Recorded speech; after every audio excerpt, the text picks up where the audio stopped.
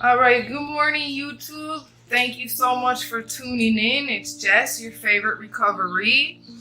Today we're doing something different, okay? I know my channel is called Recovery Diaries for a reason, because we all have a story, whether you're addicted to drugs or if you're not addicted to drugs. So today we have my niece here. This is Jesalyn, and she actually went through something a little bit different than what we went through, people that use drugs. She's been pretty much surrounded her whole life, and her mom was addicted, is still addicted right now. Her dad's in and out of her life. I'm gonna let Jesalyn take the wheel right now and let you know a little bit about what she did to not get addicted to drugs, and give a little bit of suggestions to somebody who might be in a similar situation. So thank you so much for being here today on Recovery Diaries, Jesalyn. Let everybody know where you're from, please, and your age. Milwaukee, Wisconsin, and I'm 20 years old. Yeah.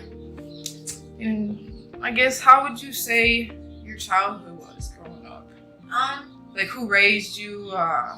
Just go into detail about that. Tell everybody what it looked like to you as a child growing up. Okay, so as a child, it was a little bit different. I didn't have the normal figure of mom and dad, as you can per se a normal child would have.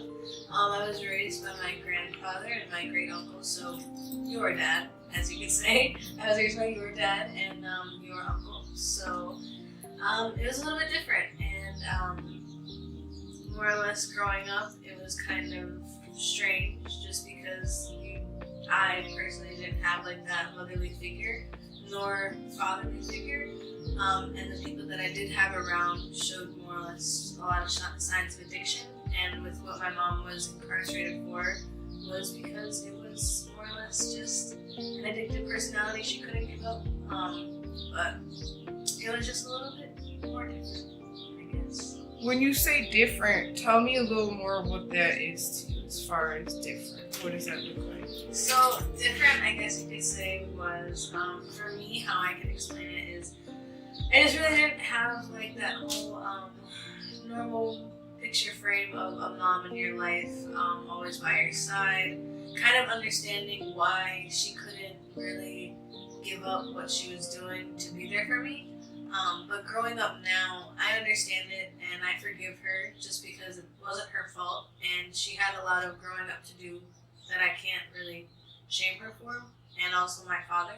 So there's a lot of deep work that I had to do for that to kind of forgive it. But different meaning, more or less, just like as a girl growing up, you want that woman to be there to look up to, because you don't know what's going on when like stuff happens and you get your period and you just like kind of hit puberty and you don't have anyone to talk to about that. And I'm not saying it's just like my grandpa and uncle weren't there for me. It's more like just like you want a woman to talk to about that, and you don't have a woman to talk to about that. So having grown up without a woman and literally like not progressing with your mom through that content is very, very hard and difficult on a little girl growing up, just because you don't know who to talk to about things like that. And then also you kind of grow up just like not understanding why you don't have people who brought you into this life wanting to love you or stay attached to you. And then that's when things can deploy into different things like addictive personality. But for me, I didn't get addicted to something that was like a substance. I got addicted to something that was more or less harmful to me in a different way. Because either way, it's harmful in both senses. So that traumatic experience caused you to pretty much, I guess you could say, self-harm yourself? Yes, correct. With that, I was in and out of mental hospitals growing up, just because I would take out my rage and anger on myself, because I didn't really understand what was going on, and I felt that if almost I was unloved, or I wasn't able to be loved, because it was like you have your parents that brought you into the world that can't even stay with you, so it just makes you kind of think like, why, like what's wrong with you in a sense, like is it your fault? So then you start to think like, well, if it's your fault, then you should kind of just take it out on yourself. Like, if you're mad at someone, you should be mad at yourself because they're not there because it's your fault. So if it's your fault, then take it out on yourself. If you're upset with someone, you can't take it out on anyone else other than the person that caused it. And with what my health and mental progression was back then, I thought that if it was my fault, then I should punish myself for it, more or less. Yeah. But you got help for that, right? Yeah, You're well, not doing I that mean, no more. I got help for it in a sense, like, that's more or less why, I guess I didn't get addicted to anything else was because I seen the light and I tried to use what I was surrounded by as inspiration to not fall down that hole. And no offense to anyone, no offense to you or anything like that, but seeing what happened with you growing up and seeing what happened with my mom growing up and seeing what happened with the whole family growing up, I knew that I needed to stop. And before Grandma died, she always would say, like, you guys need to get out of here. You need to be the people that are going to change this generation of the family. It's going to end with you guys. And I agree, because we are kind of like the last generation of, like, what anyone else can do. So if we can stop it now, then it can, like, just be stopped in a matter of time. Just for the simple fact of, like, I don't know, it's like not hard to explain, but it's just, you kind of look at what you guys went through and you take that in and you're like, you don't want to end up like that, just because we still see it, like how it affects you guys in your life now. You've changed, but other people haven't changed, and you can see how going into their 40s, how it affects them. I am 20 years younger, so I still have my whole life ahead of me, and as of right now, I feel like I'm still doing a pretty good job as to not wanting to get involved into that lifestyle. I think you're doing an awesome job because, I mean, obviously your mother is my sister. I'm not here to bash her or make her look bad or anything like that, because she is your mother and she is my sister and we both love her. But sometimes people, they are not ready to just end that life and stuff, and she has been through some traumatic things, and you know, it takes a powerful person to forgive somebody, like their child, like you have, for the things that she has done in the past. So from what I'm really hearing from you, Jesalyn, is that I hear that you kind of felt unwanted in your childhood. Yes, very much. It was very much like a sense of just like, kind of wondering who I was and wondering why, like, it kind of changed the sense of like, literally being unwanted, and that resulted into different things of like being into like toxic relationships and stuff like that. But it was like a sense of, I was a very young child, so I was it was easily to be manipulated because I had no sense of like support. I had no sense of like knowledge of what it felt like to actually be loved or wanted in a sense, so I let people manipulate me, and it just fell into like a tragic rabbit hole of like constant relations of bad people in my life. But at one point I had to put an end to that because I realized that I was kind of doing the same thing that my mom was doing at a young age. And it really just took the simple fact of my grandpa to say to me one day, like, you're reminding me of your mother. And as soon as he said that, I kind of just wanted to stop. I didn't want to do anything the same like her anymore. I wanted to completely change my whole way I was thinking, shift my reality, and just like go to what my reality was and what I wanted to be. And I knew that the lifestyle that my family was living, it's not the lifestyle that I wanted to be. I'm not supposed to live this same lifestyle, and I'm not supposed to run down that same thing because it was already done through, it was already experienced, and I already seen it multiple times. So there's no need to like repeat it for me in my future, I feel like. But yeah, a lot of just like being not appreciated and not aware of like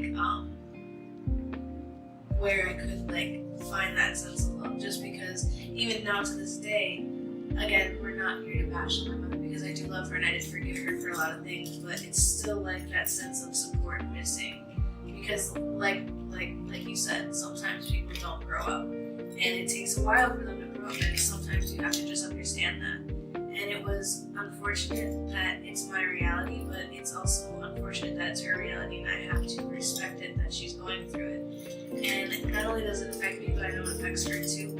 And for me, being the bigger person of like just the hard life that I had to not necessarily go through, but the hard reality and like the hard like subtle like this is what it is at a young age.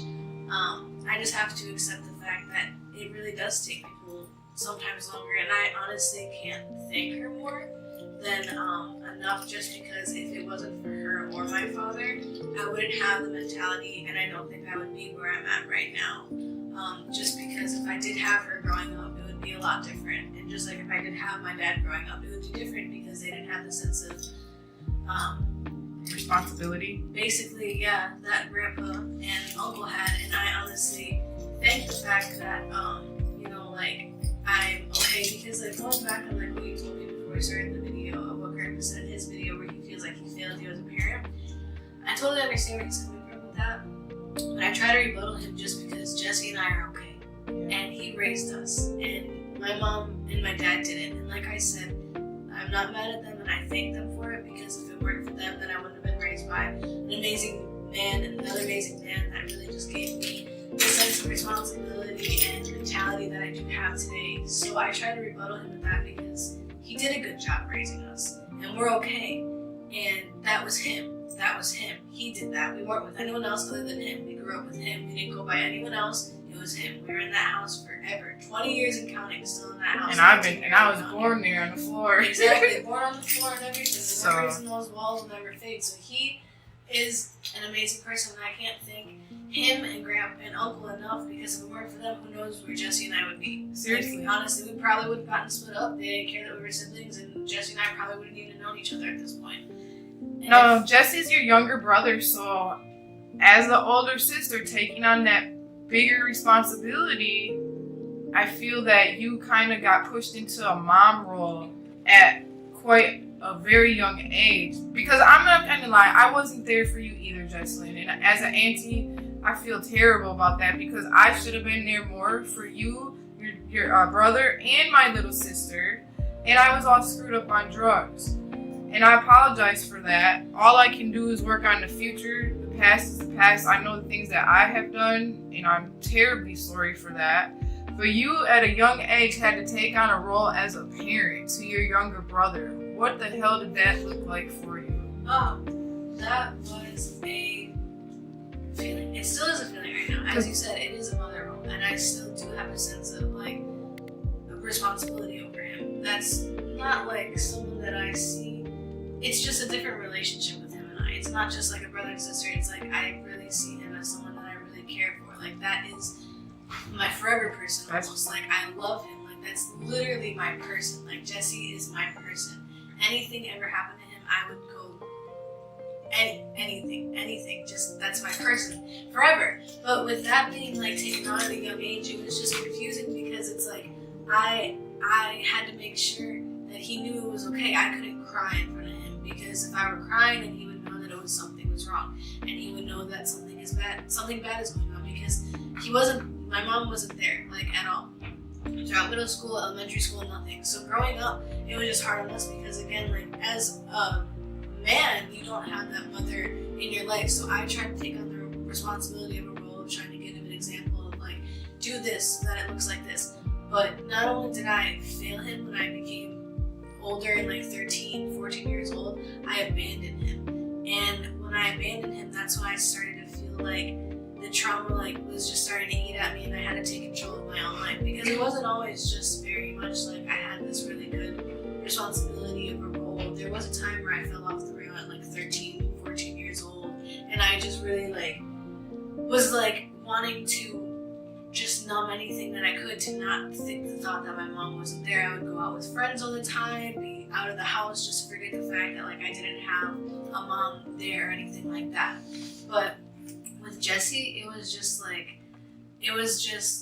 a kind of thought of like, you have to put out this good picture, because if you don't, then he's gonna think that it's okay to do this, and he can't think it's okay to do this because he needs to take responsibility in his life, and he needs to help himself, and he needs to know that this isn't what it's always going to be. He needs to know that like someone in his life, a woman, isn't going to just like abandon him. Like they'll be there for him, but it's just it was harder because we're literally only 1 year apart. So I was just like a year older than him, but I feel like I was like mentally 10 years older than him because I had to keep on thinking ahead. I had to keep on thinking ahead of like what's gonna happen. He had one thought in his head and I had to think 5 steps ahead of it. I had to make sure that like he knew everything was fine. He didn't know like what was going on. He just understood that mom wasn't here and that was it. It wasn't like until like we got older when he kind of understood like what was going on. And I tried to like shelter him, and it was just more or less like the fact of like sheltering him to keep him safe. I really do have like a motherly instinct over him because I want him safe no matter what. Like that's my responsibility, I feel like, in life, is to make sure he's okay, and to make sure he's safe, and to make sure that he's out of danger. And that danger will never like be in his way, and that he'll never know what it feels like to feel that pain that we felt growing up again, and he'll never know what it feels like to have someone out of his life again. Granted, like we do have our mom now, but there's a lot of unresolved childhood trauma that we needed to have a mom for. And again, we can't blame her because she's here now, but it's just like a simple fact of she wasn't there. And when we needed her, she wasn't here. And she tries now to make it up, but it's almost like right now, it's not too late, but it's just a little just too late. It's just too late because it's like we're 20 years old and 19 years old now, and when we needed you as a mom or needed you as a father, you weren't here and you decided to abandon us. And now it's like sometimes we feel guilty because we don't accept the love that they try to give to us anymore. But it's almost like you shouldn't feel guilty anymore because you had to like exactly literally go through it, and you had to like just grow up too fast. You almost, it's just like you kind of got robbed of your childhood because you had to always think, like I said, a step ahead of yourself. Especially older siblings in a sense, and I know a lot of people are going through it now where it's like you're an older sibling and you have that motherly or like caregiving instinct over your other siblings where it's like you're thinking one step ahead. And you could literally be 12 years old, 13 years old right now, like just thinking like, this is what I have to live for, this is gonna be it. But the fact is it's like, this isn't it. This doesn't have to be it. Your reality of what you're living right now doesn't have to be what you progress yourself into.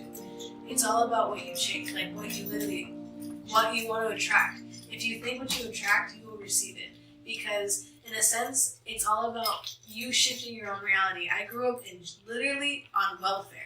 In paper food stamps. Paper food stamps still until now. So it's the fact of like, now I am living on my own. I have an amazing job. I drive such amazing, like just, not to brag, but like, I just shifted it a little bit because it was. But you're proud of yourself. Yes. You should be proud of yourself. You did that shit on your own. Yes. And that's what the people need to hear because you can only, I can tell you everything you need to do, but I can't make you do it. Exactly. You have to do it yourself. Exactly. And you and your brother are doing the damn thing.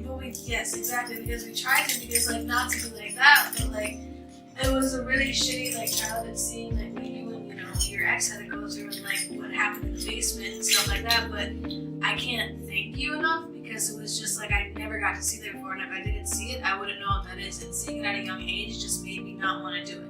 And I thank myself for spiraling out at a young age because now being 20 years old, I have a sense of reality. I have a sense of responsibility. I have a sense of moral. I don't want to do the things that I was doing at a young age anymore because I already did it. I already lived through it. And that's one thing that I can't like shut out to anyone else that is younger going through the same thing is like, yeah, you might be like going through it right now, like, and it's okay because you're younger, but just the fact is that like you don't always have to live like this. You don't always have to live this. You are your change. What I did when I was 15 years old because my mom decided to come out for a little bit and we ended up butting heads together. She turned off my phone and everything like that. I got myself a job. I've been working since I was 15 years old. At 15 years old, I had worked the third shift job. It was bad, or second shift job, the normal waitressing hours. Now at 20 years old, I'm working at 9 to 5. I get off at 5 p.m. and I have the whole day to myself. Why? Because I didn't want to attract. I didn't know what I was looking at. I looked at that. I accepted it. And I progressed it, and I realized it, and I shifted it. I didn't want to be like that anymore because I seen what that was, and you did too because you lived that life, and now look at you now. You're not close to that anymore. You don't touch that stuff anymore because it's the simple fact that you don't want to anymore. You have to want to do it yourself, and that's the biggest thing that I can say to anyone. It's the hardest thing you can take in, and it's the hardest thing that I could accept when I was a little kid, 13 years old, just hearing like, yeah, whatever. If I want to change, I'll do it. Whatever. But please, the biggest thing I can tell you is me going through it, as me, just someone who literally used to self-mutilate myself all the time, make myself just think such littlest things about myself because of what other people were doing in my life. I just had to change it. I can't even like look at a paper cut of myself anymore, and I have scars on my body that have been engraved in me for over 7 years. And now, if I got a little cut on me, I literally can't even look at the blood anymore. It's just like, you have to realize that you deserve more. You deserve more. It doesn't matter what your parents did. It doesn't matter what your family did. It's about you. You deserve more. Your family brought you into this world for a reason, and just remember that. Because if you respond to what you are receiving, then that's just a way of like, kind of like expectations. You've seen it, so you're accepting it. You're like, oh, well, I've seen that before, so I'm expecting it. Well, expect bigger. Expect yourself in a mansion. Expect yourself driving foreign cars. Expect yourself making bands. Expect that. Why? Because the same sense of getting what you don't have is the same sense of getting what you can have. It's the end of inevitability. You don't know. You don't know if you can't have it, and you don't know if you can have it. So why think you can't have it when you could think you can have it? And that's just how you have to live. You look at what you went through. You look at everything that you have. Digest that, but don't belittle people. Don't belittle anything. Don't think of yourself as like being higher. Make sure you stay humble. Why? Because if it weren't for your family and it weren't for them showing you what not to do, you wouldn't know what not to do. It's the simple fact of that. You have to know what not to do so you can know what to do.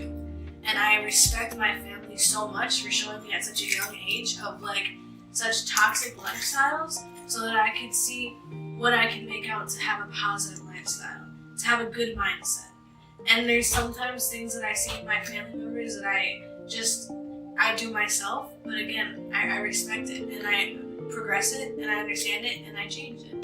Just for the simple fact of just, I don't want to live that reality, and I seen it, and it's not me. And because it's not me, and because I don't deserve it, I'm gonna change it. But, yeah.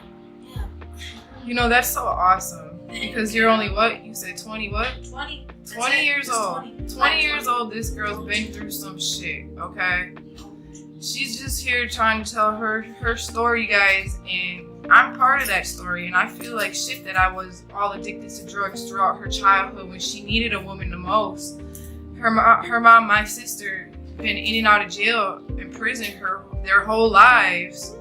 And then here I am, somebody that should be there for these children, all fucked up off of drugs and shit, hiding in the basement, asking my niece to go keep checking on my girlfriend at the time if she's overdosed or dead and shit. How am I supposed to tell a young kid to go and check on a grown woman when she don't even know what the fuck she's looking? You know what I mean? That's fucked up. Yeah, that was the time. I remember that one day when I had to go down there, and I thought she was dead. I swear, man. Bless her soul, though. I mean, like I said, we don't speak no more. I will always pray for her that she finds the strength that she can for her son. But again, like you said, you have to stop that cycle. It's up to you. You can see shit growing up your whole life. And if you want to do that, that's what you're going to do. But if you want better for your life, then you're going to do better. And that's what you did. How does it feel that you have your driver's license before your mother? Oh, man. It's a sense of, I feel so proud of myself because there were a lot of things that I was told I wasn't going to be able to do that I did. There was a lot of things that growing up, I thought I was never going to even graduate high school. I thought I was never going to be able to get my driver's license. Why? Because I seen that, again, no one in my family got it. My mom barely got her high school education. My mom does not have her driver's license at all. The simple fact was I surrounded myself with positive people. And the people that inspired me to encouraged me to get my driver's license, I thank them for that, because if it weren't for them and if it weren't for them pushing me to go and to practice, I probably wouldn't have gotten it as fast as I did. But they encouraged me and they helped me practice. They helped me practice my written. The next day I literally went to go and do my written. I passed. The next day I scheduled for the driver's license and then I got it. But the thing with that is that I'm very much into spirituality. I'm very much into manifestation. That's the biggest thing about me, and that's one thing that I really truly believe made me shift my reality, was getting into spirituality, because I wanted to attract better for myself, and I feel like the healing and properties of crystals really do help you with that. And one thing that I did during my driver's license was I just felt it and I manifested that I was literally, again, worthy enough to get it. And that's one thing that I can't stress enough, is you have to feel inside you that you are worthy enough. And I know it sounds hard, and I know it sounds like it's something that's not possible, but it's the thing that when you understand it and when you finally get it, you are not going to feel any like little or different. You're going to know that anything that you do, it's because you deserve it. And I feel like, to put in perspective, with my mother and I with the driver's license, she has a mindset of where she not boasts about it, but she every day she says, I can't drive, or I'm suspended to drive my license, What you say and what you put out, I feel like it smells. You know, she's like, it's literally attracting. Yeah. It's literally attracting. So with her saying that, it's attracting negative things. It's attracting her to literally never get her license, and her to never help herself to get her license. Me,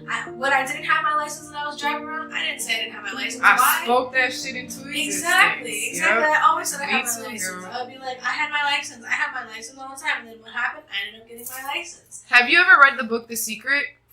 No, but Mom has it. I have it too, and I think that would be that's the Law of Attraction book. They have a movie on it too, but The Secret, I would freaking read that book. I'm gonna try and find it before you leave and let you check it out, but you can get it on like Audible or whatever. But The Secret, that's the #1 book right there. Yes, and speaking of Law of Attraction, let's be really honest right now. It's Law of Attraction. It's basically like what you feel is what you're going to progress in your life. And I don't want to spin off into anything else, but I want to provide people with this example, because what I have been putting out since I was 16, 13 years old, I've gotten everything to this day. Since I was 16 years old, I was manifesting by a great age. I would have a 9-to-5 job. I'm 20 years old and I have a 9-to-5 job. I have so much time to myself now, and I'm only 20 years old. I drive the car that I've been manifesting since 13 years old to this day. I drive it now. And I have the lifestyle that I wanted. I live on my own. I shed away. I have a great life. I have great friends. I have a great support system. Why? Because I attracted it. I looked literally just like, I can't express this enough. It's just, you can't let when you grew up affect your mentality. You can't. You have to move it. You have to shift it. And when you start shifting it, just do it for 2 days straight. And then that 2 days turns into 3 days. That 3 days turns into a week. The week turns into 2 weeks, and then every day it just turns into you repeating the same things, and it will attract you, it will come to you. You just have to want it. You just have to believe. You just have to really trust yourself and your intuition and the universe that it's going to come to you, because there's a reason why you're getting this lifestyle. There's a reason why you're getting shit in this life, and you can't let it affect you. You can't let it stick to you, and you can't let it go through, because there's so many things that, like, from the matter of time of 13 to now that happened that I don't even know how to progress into, but it's just now. That's the best part about it, is that I forgot more or less kind of what happened, because I shifted my reality. I'm so happy now. I'm so happy. I'm not sad anymore. And I used to be so sad. I used to think everything was my fault. I used to just literally mutilate myself. My family would look at me like I was literally insane. And now they look at me as like, wow, that's great. Jesalyn is doing this now. That's amazing. Great job. So it's like, it's great to see that, and it's great to hear that, because it's like, when you go see that rabbit hole of like, oh, like, you know, that's her only daughter, so 9 times out of 10, she's gonna end up like her mom.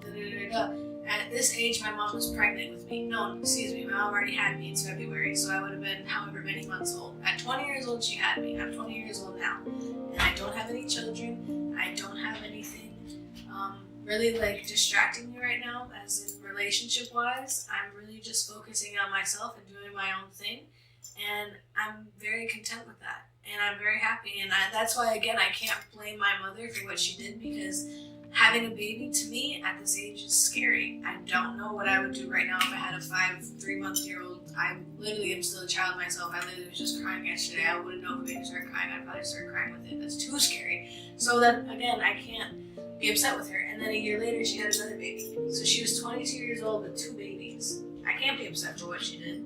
She was still a kid. She didn't know what she was doing. She was like 25 with already like 17 DUIs. I don't even know how that happened, but I can't be upset with her because that was her life. And because our mom went through that shit and the shit she's seen with our mom, and it just exactly. trickles down. It was a cycle. But it don't have to stop.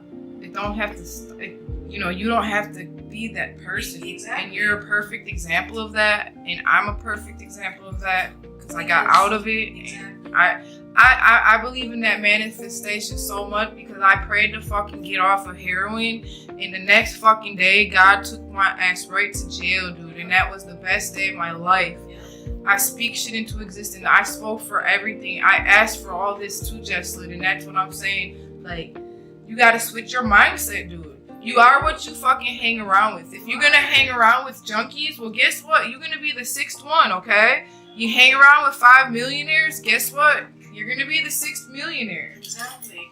And that's really the thing, and I know it's hard. And I know you got like friends that it's like you look at them and you're like, how can I leave them? Like they don't want to change themselves, they don't want to change their mind. Just know that if times come down to it, if tough times come down, they don't love you. They will leave you in a heartbeat. They will leave you. They do not care about you. And that was the toughest thing I had to go through in 2023. I had to lose my bestest friend. But I also asked the universe to take anything negative holding me back out of my life. And they left. Yeah. And I had to accept that. I had to realize that. And I had to accept that we haven't talked since. And ever since then, things have just kind of been going a little bit different. But you really do.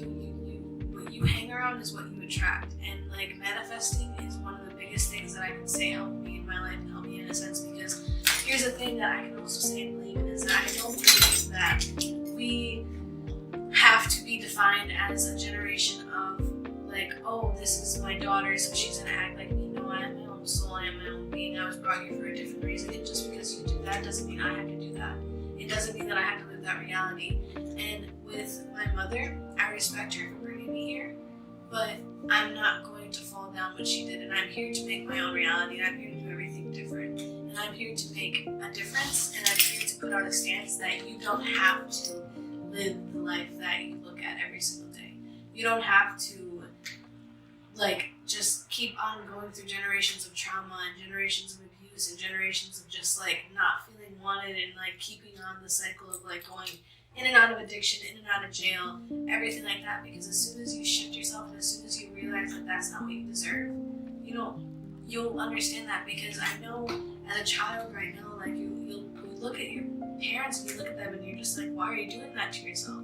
So don't do that to yourself when you get older. You see what it is. You see what that does to you, and you know you don't deserve that. So don't do it to yourself, because you're more worthy of something that's not that. You can look at that and just take it in, digest it, understand it, and change it. Because there's no reason why you need to do that to yourself. And even if you are like someone that's going through it right now at a young age, and you already are like in the path of like addiction, you can change it. There's still so much time where you can just like understand that it's like you don't have to make yourself feel like that, or I guess like you deserve more than that. And it's a big change to think, but just do it a little bit here and there, and just like understand a little bit that like you don't have to like, you just don't deserve that as a person, and you don't have to make yourself deserve that. You don't have to live it lifelong, and it's just different kind of. Alright, so Jesalyn, I again want to just really appreciate you for coming out here and sharing your story about what you're kind of going through still. You're only 20. You got your own crib. You got a very nice car. You have a nice job. Money in your pocket. I mean, I can really honestly say you're doing the damn thing. And I'm really fucking proud of you as an auntie, considering I wasn't there or present in your life. I was there, but not present. If you got one last word to say to the kids out here that might be going through a similar situation, what would that be? My last thing to say would probably be,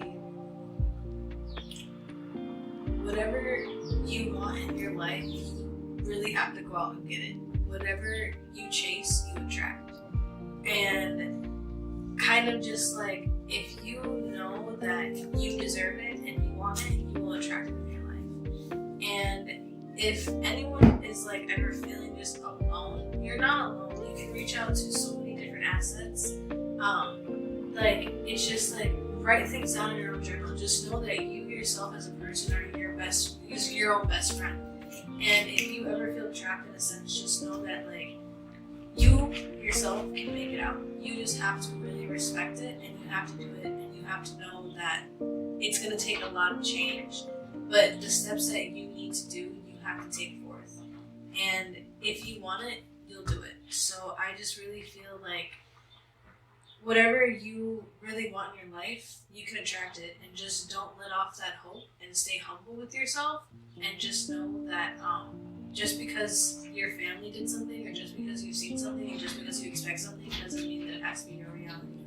And just remember to always change that, because you have to love yourself the most, and just remember that you have to love yourself the most. Thank you so much for coming on today, Jesalyn. Again, it means so much to me for somebody else's perspective as a child who went through an addiction with their parent, and that just a strong person to even come out here and do that. A lot of people aren't ready for that. Again, if you guys are struggling or need help, again, you do not have to be addicted to drugs to reach out. Like I said, my email's in the description, recovereediaries@gmail.com. You can always email me. I know there's a 211 in your area where you can just pick up the phone and dial 211, but there are resources out here. Thank you so much for watching, and stay tuned for the next video.